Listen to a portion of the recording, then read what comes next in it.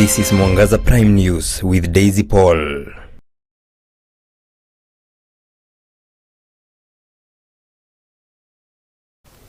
It is the 7th day of January. I trust you're doing fine from wherever you're watching us from. This is Mwangaza Prime News, and my name is Daisy Paul. Our sign language interpreter is Naomi Mathu, and we welcome you to this bulletin tonight. Now, President William Ruto today chaired a multi-agency meeting to accelerate response to alcohol and drug abuse, where he promised deployment of additional officers to the anti-narcotics unit with the requisite training and logistical support, and to also establish rehabilitation centers in all 47 counties, working closely with county governments and NACADA, alongside strengthened rehabilitation services in national referral hospitals.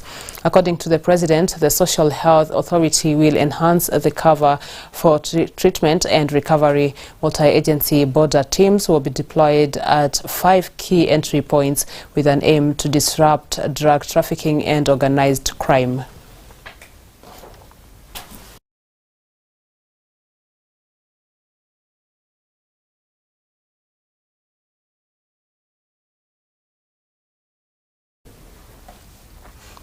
Former Budget and Appropriations Committee Chairperson Dede Nyoro has criticized the government over inconsistencies in the release of capitation funds, saying the practice threatens free basic education. And speaking in Nairobi, Nyoro said capitation is a legal obligation and should not be turned into a public relations exercise. He noted that while the Ministry of Education states in official circulars the capitation stands at 22,244 Kenyan shillings per learner, actual disbursements fall far below that figure.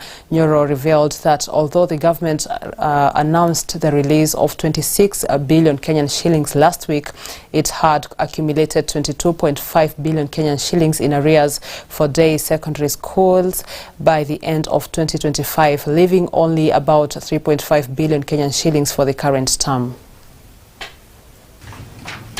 The schools are opening, and as the schools reopen,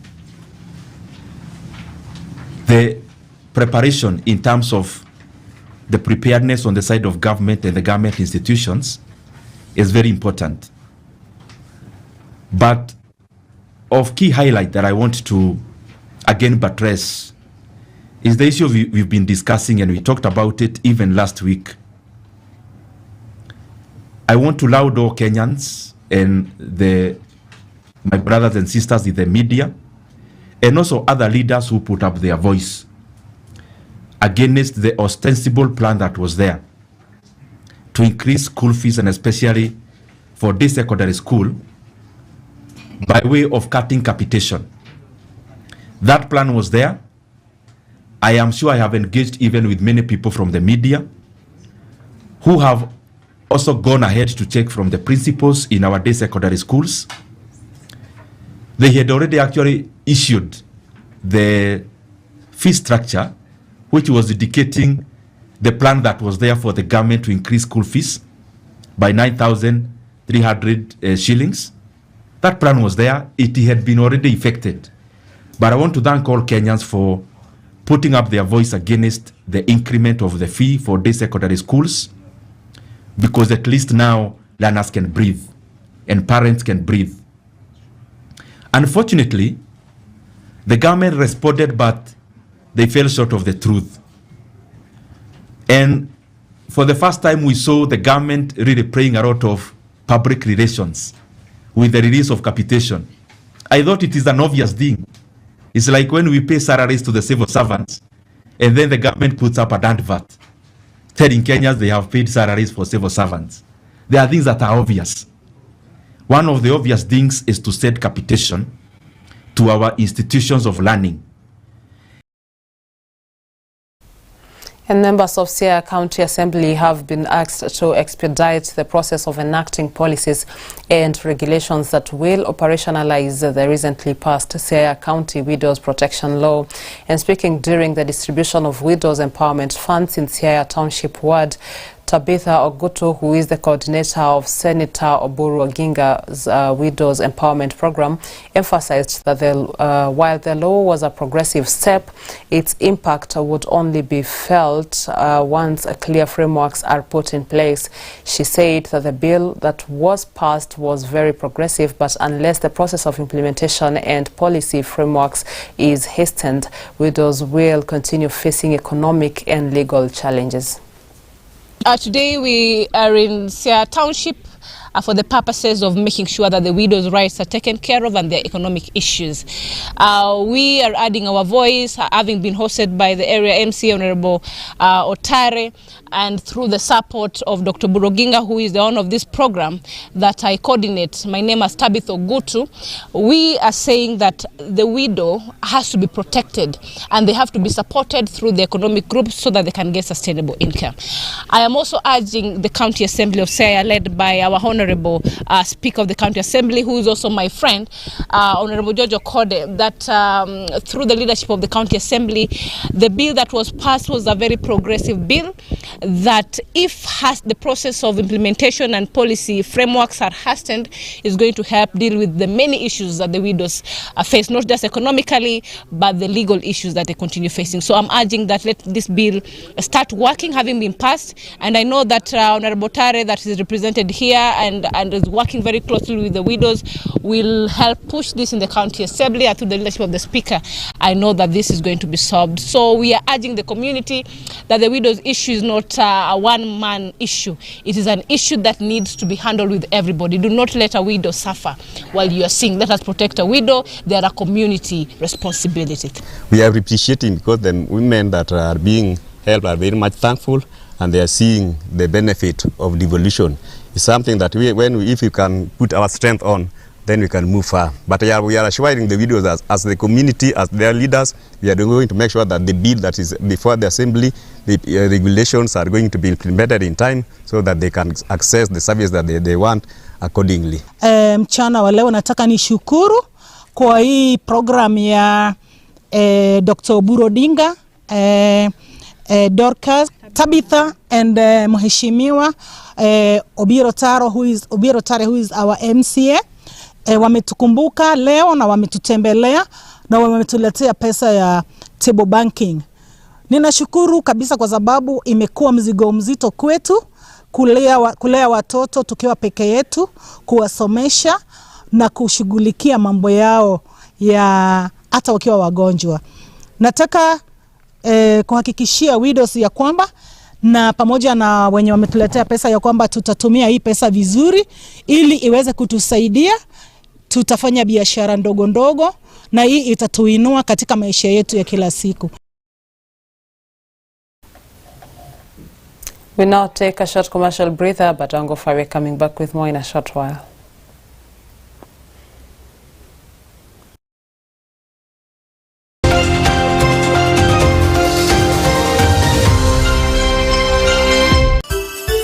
Unatazama Mwangaza TV, tumaini lako.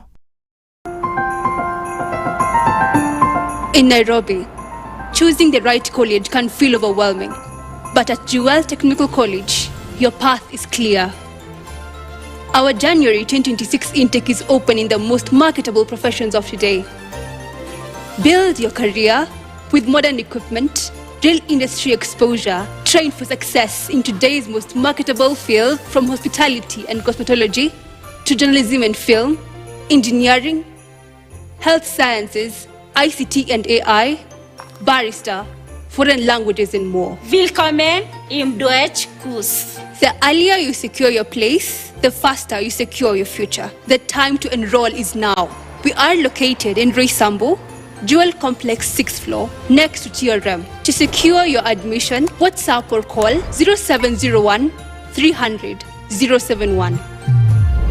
Let Jewel Technical College shape the professional you are meant to become.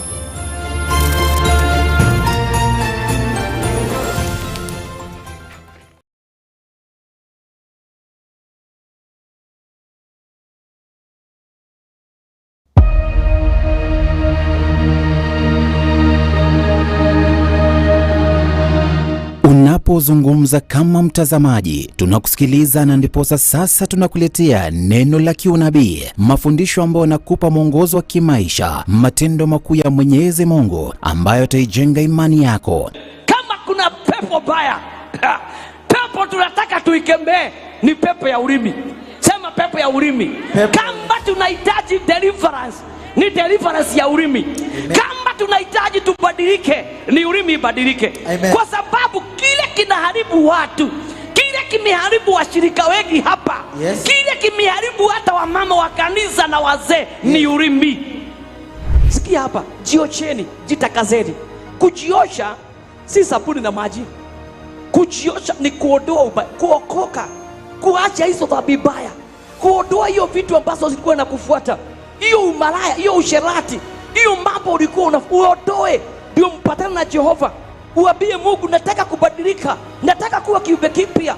Yote kiandaliwa na kanisa la Jesus Winner Ministry Roysambu chini ya Askofu Edward Moi. Ni kila siku saa 11 alasiri hadi saa 12:30 jioni, Jumatatu hadi Alhamisi. Mwenyezi Mungu wa majeshi asema hivi: jipeni moyo mliovunjika moyo. Mliokaa kama mmekufiwa, ndio. Mliokuwa kama mmegojeka, Jehova ananiambia, ndio, jipe moyo. Jipe moyo. Jipe moyo. Jipe moyo. Neno la kiunabii.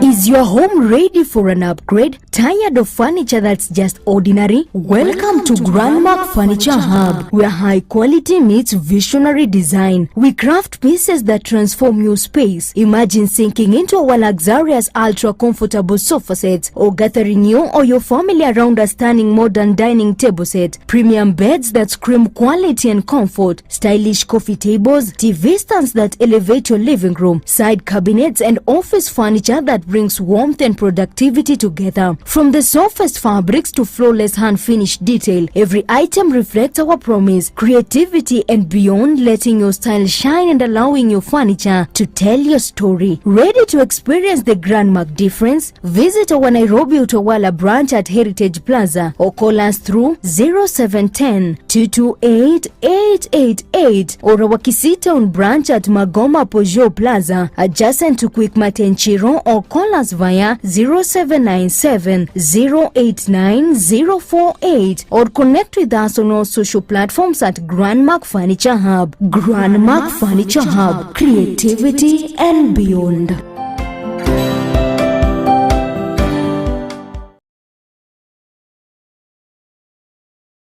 The cry of our heart is to be where you are.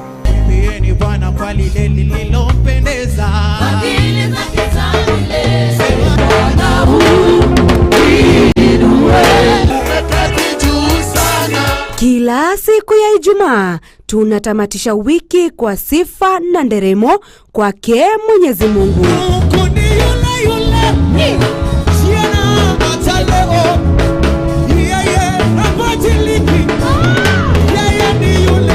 Jesus Christ is Redeemer.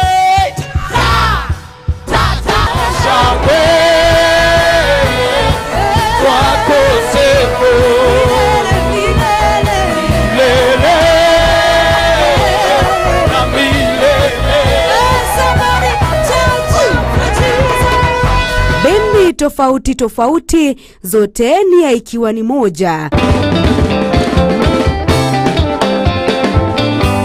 kumtukuza Mwenyezi Mungu.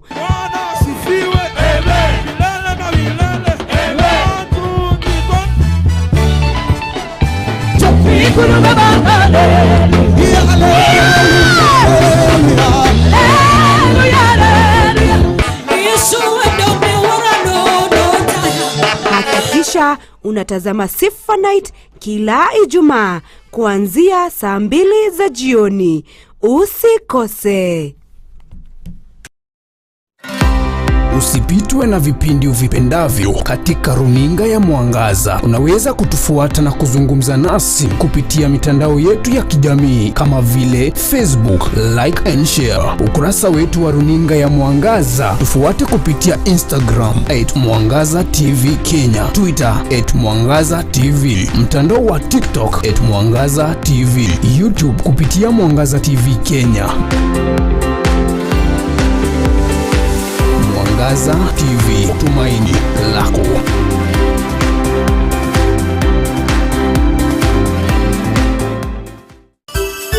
Unatazama Mwangaza TV, tumaini lako.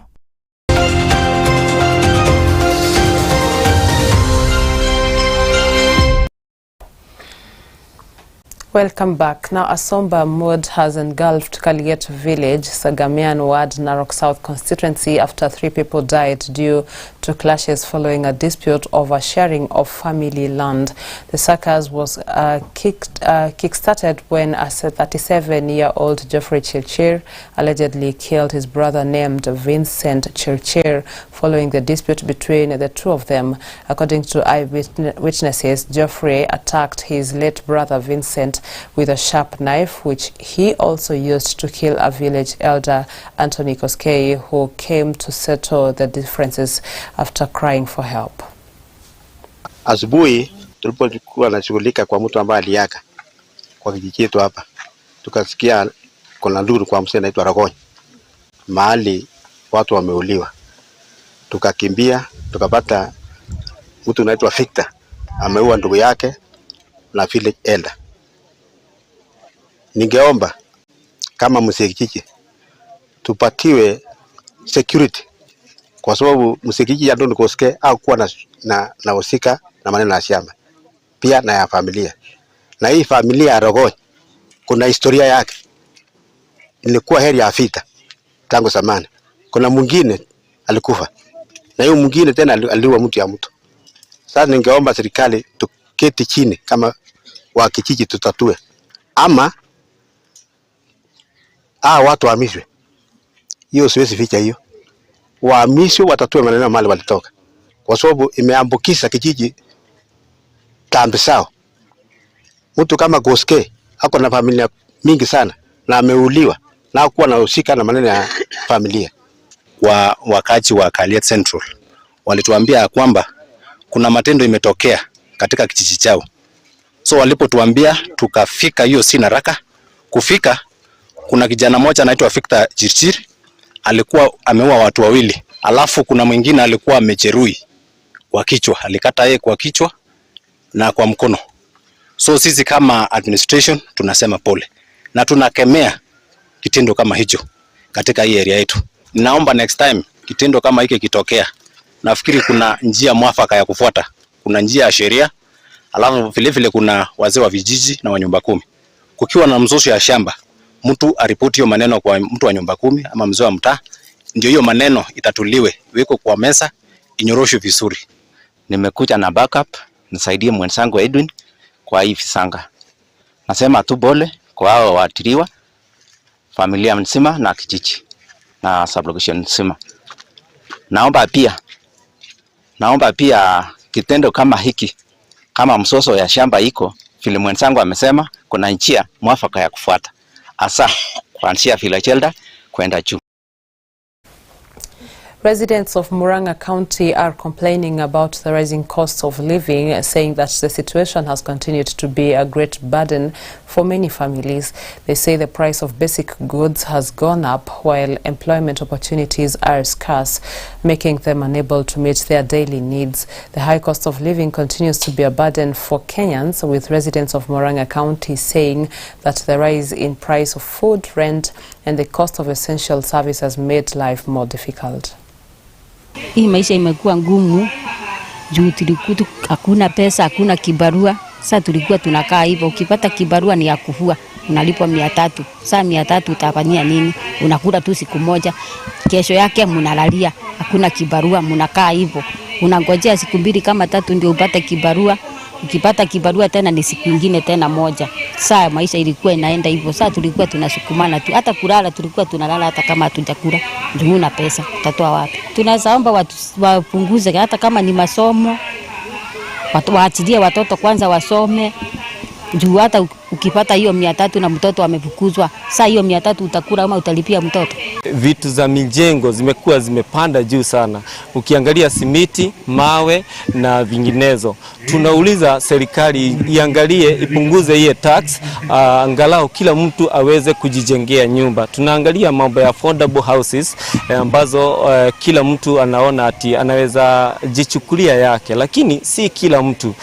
Tufanye hivi, tuangushe hii tax, alafu kila mtu atakuwa anajijengea nyumba yake. This affordable housing, stop building them in the same place. There are people with the land, but they don't have money to build a house like this, but they have the land. How do you promote them? You can come and build their houses, or you can lower the cost of cement and give them affordable loans that have no interest, so they are able to build their own house. Right now the cost of living is so high, the food is so high. Now they are coming and giving up food, and we are not supposed to be given food. We are supposed to plant our own food, but because the cost is so high, they are using it like a target to give free food so that people can vote for them later. We are not going to allow that. Give us the seedlings, give us the irrigation water, we will grow our own food. If only the government can come through and lower the cost of living. Because now you will see something like this has happened. Such a family has been left with such a good house. But are they going to sustain their livelihood? The food, the kind of things that they do, whatever their means, you know, there are kids who are learning. And now some of these things have really been affected by what we've been talking about, the cost of living. And so it is just a cry to the nation, the government, kindly, where possible, lower the cost of living so that we are able, at least people can be able to run their own lives without strain or struggles that we've been experiencing.